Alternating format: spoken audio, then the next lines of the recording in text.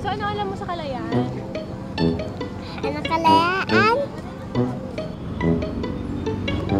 Pagbabago nga.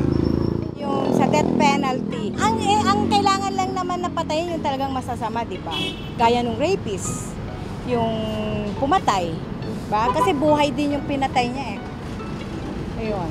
Gusto kong ibalik yun. Kasi matahimik noon ang Pilipinas noong meron yun. We are not restricted in a sense na we have our civil liberties and civil freedoms that are afforded to us by the Constitution.